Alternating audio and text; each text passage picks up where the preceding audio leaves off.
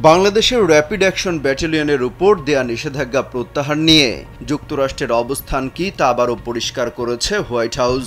স্থানীয় সময় বৃহস্পতিবার ওয়াশিংটনে নিয়মিত ব্রিফিংয়ে এক প্রশ্নের জবাবে পররাষ্ট্র দপ্তরের প্রধান উপমুখপাত্র বেদান্ত প্যাটেল র্যাব ইস্যুতে কথা বলেন। প্যাটেলের কাছে প্রশ্ন করা হয় বাংলাদেশ সফরকালে যুক্তরাষ্ট্রের দক্ষিণ ও মধ্য এশিয়া বিষয়ক সহকারী পররাষ্ট্রমন্ত্রী ডোনাল্ড লুর সঙ্গে একটি বৈঠক শেষে প্রধানমন্ত্রীর উপদেষ্টা সালমান এফ রহমানের উদ্ধৃতি দিয়ে সংবাদ মাধ্যমে খবর প্রকাশ হয় পররাষ্ট্র দপ্তর নিষেধাজ্ঞা তুলে নিচ্ছে। জবাবে প্যাটেল বলেন এসব দাবি মিথ্যা। আমি রান্নায় মানহীন কোনো উপাদানের সাথে আপোষ করি না। নারী আর নানান আপোষহীন এক নাম। যুক্তরাষ্ট্র র্যাবের বিরুদ্ধে নিষেধাজ্ঞা প্রত্যাহার করছে না। নিষেধাজ্ঞার উদ্দেশ্য হল আচরণের পরিবর্তন এবং জবাবদিহির প্রচার। সম্প্রতি দক্ষিণ এশিয়ার সহকারী পররাষ্ট্রমন্ত্রী ডোনাল্ড লু ঢাকা সফরে এলে তার সঙ্গে নৈশভোজের বৈঠকের পর সালমান এফ রহমান গণমাধ্যমে ব্রিফ করেন। সেখানে সালমান এফ রহমান বলেন জাস্টিস ডিপার্টমেন্টকে হোয়াইট হাউস থেকে র্যাবের উপর নিষেধাজ্ঞা তুলে নিতে বলা হয়েছে। সরকার র্যাবের উপর নিষেধাজ্ঞা প্রত্যাহার ও বঙ্গবন্ধুর খুনি রাশেদ চৌধুরীকে ফেরানোর কথা বলেছে।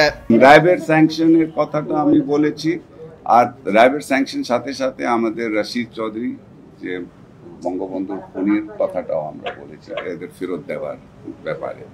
তো সেখানে সে বলছে কি এই দুটোই ইস্যু, র্যাব স্যাংশনও এবং খুনিটাকে ফেরত আনার ইস্যুটা তাদের জাস্টিস ডিপার্টমেন্টে এটা আছে।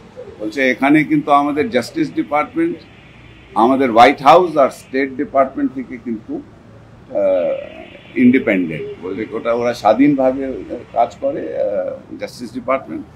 তো তারা বলেছে দ্যাট আমরা এটা পুশ করতেছি, আমরা জানি। তারা বলছে কি আমরা স্টেট ডিপার্টমেন্ট থেকে কিন্তু আমরা ফুল এখন সাপোর্ট দিচ্ছি।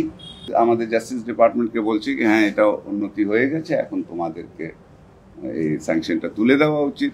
বলছে হোয়াইট হাউস থেকেও বলা হচ্ছে, কিন্তু আমাদের একটা প্রসেস আছে, আমাদের জাস্টিস ডিপার্টমেন্টের একটা প্রসেস আছে, সে প্রসেসের মাধ্যমে কাজ চলছে।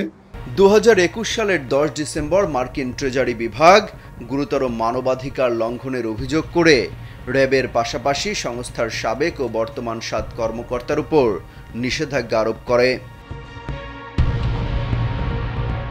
অমিত হাসান রবিন, কালবেলা।